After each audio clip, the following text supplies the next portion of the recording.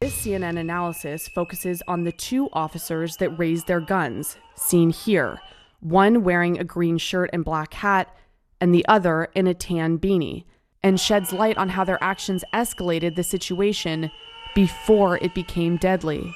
At 8:56 a.m., we see this officer in the green shirt for the first time in this video. Later, you'll see he's wearing a bulletproof vest labeled U.S. Border Patrol, along with a patch of the state flag of Texas. Here he is on Nicollet Avenue. You can see him shaking his spray as the sound of whistles blare in the background. We see Alex Preddy for the first time here, in a video filmed from a car driving by. Preddy and three other people are across the street. They're standing next to a federal officer. Seconds later, an officer pushes Preddy to the sidewalk. Preddy is filming while stepping backwards. A moment later, this person falls to the ground as an officer begins to restrain him. The officer in the green shirt rushes over to assist him. Together, they drag this person off the street as protesters yell at the agents. That first officer in the green shirt would next be seen sitting inside his car, here. We now want to turn your attention to this second officer, wearing a tan beanie. According to a report from Customs and Border Protection's investigative body, officers ordered these female civilians, and later Preddy, to move out of the roadway, and they did not. At that time, Preddy can be seen directing traffic past the officers and protesters. The officer in the tan beanie shoves the two women in the middle of the street, prompting Preddy to yell out. Hey, do not push them into the traffic! Watching the shoving across the street, the officer in the green shirt is now standing outside of his car. Meanwhile, the officer in the tan beanie turns his attention to Preddy, pushing him out of the way before shoving one of the women to the ground. Preddy steps between them, and the officer pepper sprays him in the face. As Preddy tries to help the woman to her feet, multiple officers grab him and pull him to the ground. At this point, the officer wearing the green shirt and black hat approaches. You can see him reach for his spray here, and then attempt to use it on the people pushed against the car. It appears to malfunction. As we slow this footage down, you can see that he then turns toward Preddy, who is being held down by other agents.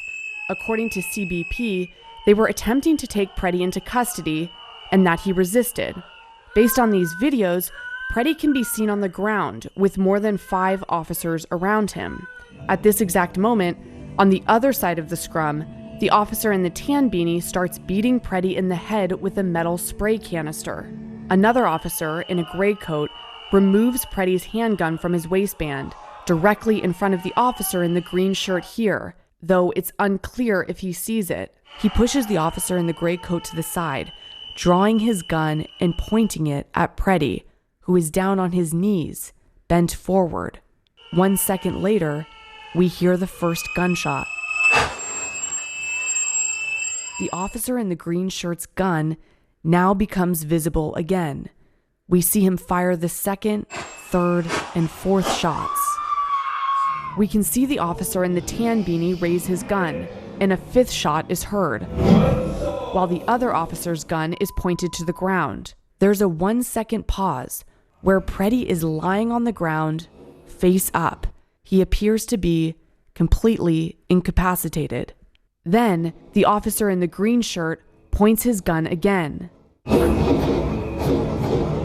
Shots 6, 7, 8, 9, and 10 are all fired while Preddy is lying face up on the street. This officer fired at least 4 of those 5 shots. You can see the recoil and bullet casings eject. The other officers have all backed away by this point. US President Donald Trump's border czar says his goal is to draw down the federal presence in Minneapolis. Mr. Trump put Tom Homan in charge of the Minnesota operation just days ago, hoping it would ease some of the anger and tensions. And though Homan said he wants to do just that, he warned that federal agents must be allowed to do their job without being interfered with.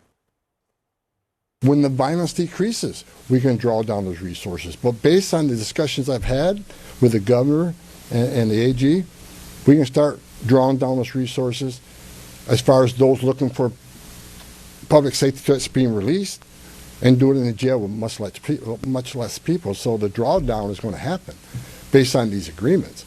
But the drawdown can happen even more if the hateful rhetoric and the impediment and interference will stop. 大家好，我是主播周玉琴。很多的朋友告诉我们，选择原版的太阳星全效克菲尔益生菌，它添加有羽衣甘蓝，健康再加分。